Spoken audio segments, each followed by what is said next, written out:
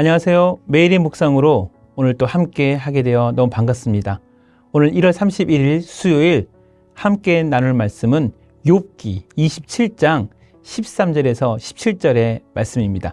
13절에서 17절의 말씀 함께 읽겠습니다. 악인이 하나님께 얻을 분깃, 포악자가 전능자에게서 받을 산업은 이것이라. 그의 자손은 번성하여도 칼을 위함이요 그의 후손은 음식물로 배부르지 못할 것이며 그 남은 자들은 죽음의 병이 돌 때 묻히리니 그들의 과부들이 울지 못할 것이며 그가 비록 은을 티끌같이 쌓고 의복을 진흙같이 준비할지라도 그가 준비한 것을 의인이 입을 것이요 그의 은은 죄 없는 자가 차지할 것이며. 아멘. 오늘 욥기 27장 13절에서 17절의 말씀을 가지고 이상하네요 하나님이라는 제목으로 여러분들과 함께 말씀을 나누려고 합니다. 말씀이 좀 이상하나요?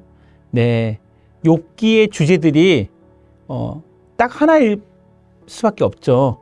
하나님은 전능자시고 인간은 하나님의 생각을 읽기가 어렵다. 그런데 우리에게 오는 이 삶의 고난은 하나님의 어떤 뜻이 있을까라고 하는 하나님에 대한 신정론에 대한 이야기이죠.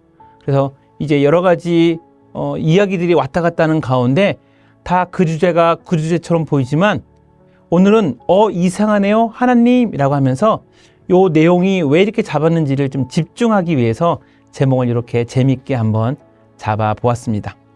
오늘 우리가 만나는 27장은 욥기 42장 전체 중에 3장에서부터 오늘 27장까지 세 친구들 엘리바스, 빌닷, 소발이 욥과 번갈아 가면서 논쟁을 하는 과정 가운데 이렇게 여기까지 왔습니다.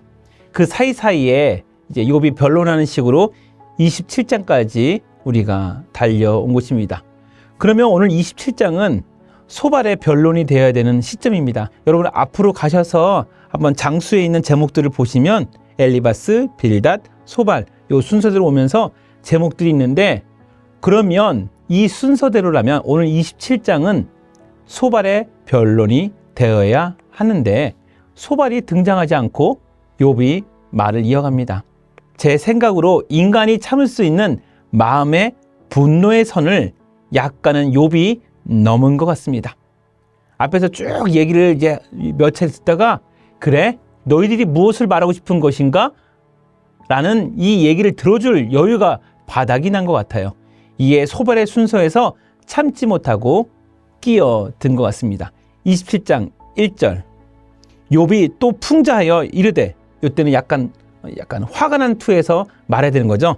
나의 정당함을 물리치신 하나님, 나의 영혼을 괴롭게 하신 전능자의 사심을 두고 맹세하노니 나의 호흡이 아직 내 손에 완전히 있고 하나님의 숨결이 아직도 내 코에 있느니라. 봐라, 나 살아있다. 이 얘기죠. 그리고 결코 내 입술이 불의를 말하지 아니하며 내 혀가 거짓말을 말하지 아니하리라. 나 진짜 거짓말하는 거 아니야. 나 죄 짓지 않았어. 이 얘기를 아주 유하게 얘기하고 있습니다. 분위기를 파악하셨는지 모르겠지만 12절부터 23절까지의 우리 욥기 27장의 이야기를 보면은 욥의 말이 아니고 다른 사람의 말의 스탠스를 그러니까 그 분위기를 읽게 됩니다. 그래서 많은 주석가들은 12절부터 23절까지의 변론은 욥의 말이 아니라고 합니다. 아마 편집하는 분께서 소발의 말을 욥의 변론 뒤에 넣지 않았나 보고 있습니다. 그 근거는 12절부터 23절까지 그리고 뒤에 있는 28장의 내용이 소발의 앞선 변론들의 주제와 일맥상통하고 있고요. 그 안의 내용을 보면은 욥이 자신의 입으로 얘기할 수 있는 내용들이 아닙니다.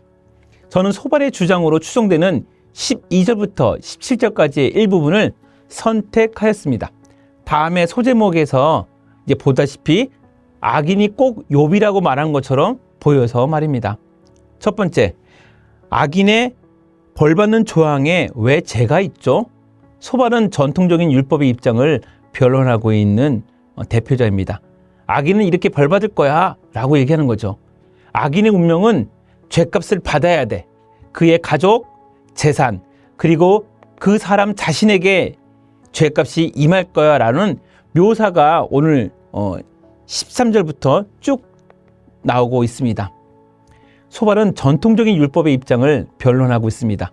악인은 이렇게 벌받아야 돼. 악인의 운명은 죄값을 치러야 돼. 그의 가족, 재산, 그리고 그 사람 자신에게도 벌이 임해야 돼 라고 묘사되고 있습니다. 그의 자녀들은 칼이나 전염병으로 죽임을 당할 운명을 맞을 거야. 그래서 오늘 14절, 15절 한번 보시고요. 그의 재산은 그보다 더 의로운 사람들이 다 가져갈 거야. 나쁜 짓 했으니까 더 의로운 사람이 가져가야지. 16절에서 19절의 내용이고요. 반면 그 자신은 홍수나 회오리바람이나 파괴적인 동풍 같은 것에 의해 휩쓸려 가서 자신의 인생은 끝날 거야 라고 20절에서 23절의 내용입니다. 악인의 운명의 많은 부분이 지금 소발이라고 느껴지고 있는 주석가들이 얘기하고 있는 이 부분이 다 욥에게 해당되는 것입니다.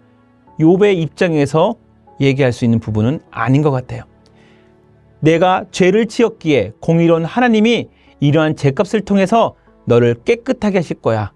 죄값은 치러야지 주장하고 있는 거죠. 그런데 왜 제가 이런 항목에 들어가야 됩니까? 라는 질문을 할 수 있습니다. 욥의 입장이기도 하고요. 또는 욥도 할 수 있지만 주변에 말은 못하지만 답답함을 느끼고 있는 성도님들도 이러한 질문을 충분하게 하실 수 있습니다. 이상하네요. 하나님의 제목처럼 이상합니다. 의인은 상을 주어도 모자랍니다. 그런데 악인은 저렇게 멀쩡한데 왜 우리 의인은 이렇게 어려움을 겪나요? 저는 이해가 안 갑니다. 라고 하는 분들이 분명히 있을 줄 압니다. 그래서 두 번째 대지에 지혜 끝에 답이 있습니다 라는 것을 여러분들과 좀 의견을 좀 더 좁혀 보려고 합니다. 결국 하나님이 물론 뒷부분에서 하나님이 결론을 잠시 내어주기는 하지만 하나님께서 지혜 끝에 있다는 것은 분명한 사실을 여러분들이 알았으면 좋겠습니다.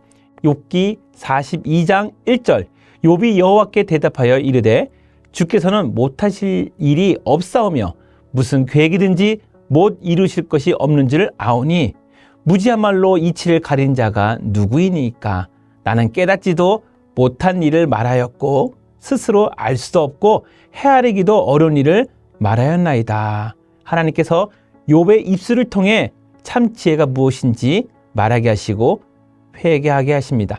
7절에는 여호와께서 욥에게 이 말씀을 하신 후에 이 친구들에게 얘기하는 거죠. 여호와께서 대만 사람 엘리바스에게 이르시되 내가 너와 내 두 친구에게 노하나니 이는 너희가 나를 가리켜 말한 것이 내 종의 욥의 말같이 옳지 못함이라. 욥이 그의 친구들을 위하여 기도할 때 여호와께서 욥의 공경을 돌이키시고 여호와께서 욥에게 이전 모든 소유보다 갑절이나 주신지라. 너희 지혜로는 나의 지혜의 비밀을 알 수가 없어. 그러나 어려움을 당한 욥의 마음을 내가 충분히 위로해 줄 거야. 그리고 물질적 변상도 해줄 거야. 욥의 입장에서 가장 큰 위로는 바로 자신의 정당성일 것입니다. 사랑하는 성도 여러분, 인간에게는 답이 없습니다. 하루 종일 고민해 보아도 인간은 자신이 가진 지식 안에서 답을 낼 수가 없습니다. 오래전에 세상의 지혜자들도 이것에 대한 결론을 냈습니다. 노노 제15편 30장 한번 이용해 볼까요? 공자왈 오상종일 불식 종야 불침이라 이사 무익 불효하게 하라. 공자께서 말씀하셨다. 내가 일찍이 하루 종일 밥을 먹지 않고 밤새도록 잠을 자지 않고 생각에만 집중해 보았으나 별 유익함이 없었다. 역시 배우는 것만 같지 못하더라. 잠 일찍 자라. 아무리 혼자 고민해봤자 아무 소용없어. 자신이 부족한지 알고 좀 더 배워가면서 세상을 익혀라 라고 하는 공자의 말씀이 세상에서 많이 회자되고 있습니다. 전도서 3장 11절은 이것을 넘어서 전능자 하나님 앞에서 우리가 어떻게 이 지혜를 다뤄야 되는지를 말해주고 있습니다. 전도서 3장 11절 하나님이 모든 것을 지으시되 때를 따라 아름답게 하셨고 또 사람들에게는 영혼을 사모하는 마음을 주셨느니라. 그러나 하나님이 하시는 일의 시종을 사람으로 측량할 수 없게 하셨도다. 나에게 오는 어려움들을 내가 무슨 죄를 지어 받는 죄값으로 먼저 판단하지 말기를 부탁드립니다.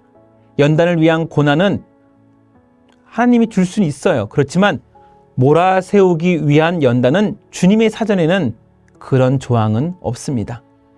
지금 영상을 보고 계신 성도님들께 구체적인 답변을 여러분들에게 고난의 이유를 말씀드릴 수는 없지만 모든 문제를 해결하신 분들의 이구동성의 답이 뭐냐면 지혜의 끝에 주님이 서 계셨습니다라는 것입니다.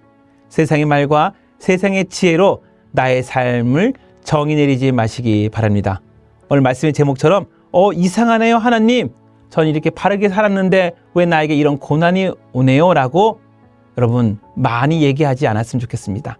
가장 좋은 것을 주시는 하나님의 지혜로 늘 여러분들의 자신이 새로워졌으면 좋겠고 모든 문제가 풀렸으면 좋겠습니다. 이런 삶을 사시는 우리 성도님 되시기를 주님의 이름으로 축원드립니다. 오늘 1월 31일 묵상의 질문을 드리고자 합니다. 알 수 없는 고난 가운데 주님을 원망하신 적이 있는지요?